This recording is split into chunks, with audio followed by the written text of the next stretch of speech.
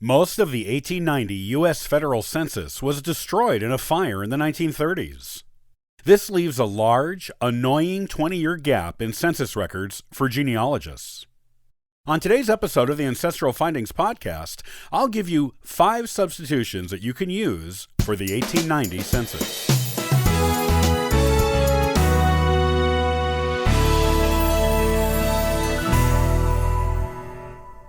As any genealogist knows, a lot of things can happen in families in 20 years. It is enough time for a child to be born, grow up, get married, and even move away from home, and have a child of their own. The family could move, possibly many times. Lots of other things can happen in that time, and the absence of the 1890 census represents a significant loss of family knowledge for people with ancestors in America between 1880 and 1900, when the prior and next censuses were taken. Because so many genealogists rely on the census to point them in the direction of further research sources, it might seem like there are no other records to tell them what was going on in their family in that 20-year gap. The good news is that this isn't true. There are other sources of information available to you that can fill in this missing information. Here are 5 of them you should definitely be using. Number 1. State census records. Many states took their own censuses in between the federal ones. While not every state has a state census, enough of them do that there is a good chance at least one branch of your family will appear in one. Most state census records were done on years ending in the number 5, which is the midpoint from one federal census to another. However, some state censuses will appear at other years ending in different numbers. Look at your state archives or such well-known genealogy websites as FamilySearch.org and Ancestry.com. Both of these sites have large, indexed collections of state census records. Some states even have more than one state census. Look for state census records taken between 1880 and 1900. If you find your ancestors in them, it may answer a lot of unanswered questions from the gap in the federal census. Number 2. State vital records. Different states began taking vital records and recording them at the state level as a matter of law at different times. However, most states required it by the early 1900s.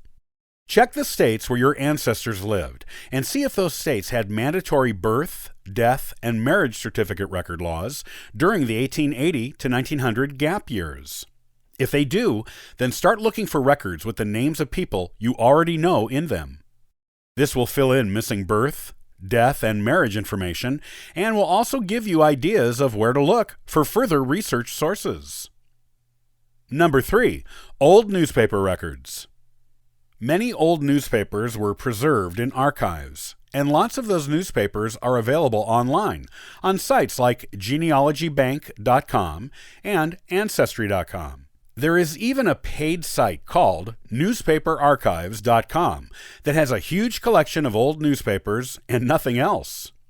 If you can't find the newspapers you need online, check with the office of the newspaper and see how far back their archives go, and if someone can search them for you, or if you can search them on site if you visit there. Look for mentions of your ancestors between the years 1880 and 1900. You stand an excellent chance of finding out all kinds of interesting things about your family. Number 4. Military records. If you have ancestors who fought in the Civil War or the Spanish-American War, you may be able to find out things about them that would have been on the 1890 census in their military records. These records include their service records and pension, or widow's pension, applications. Lots of detailed family information was often recorded in these records, especially in the pension applications. Look for them on fold3.com, Ancestry.com, and with the National Archives. Number 5. Cemetery records. Family members were, and are, often buried next to or near each other. If you know of a cemetery where an ancestor from the late 1800s is buried, look at the records from that cemetery to discover who is buried nearby. If the cemetery has an office, ask for a burial map, as it will list the names of unmarked burials and show you their location. You can also use the free website findagrave.com to do this kind of research to some extent.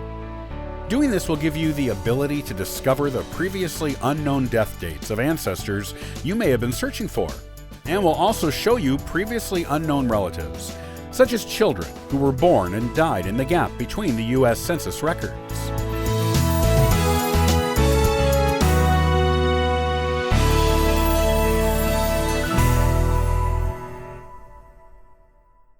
People have been living with pets for a long time, and they deserve to be included in your family history narrative.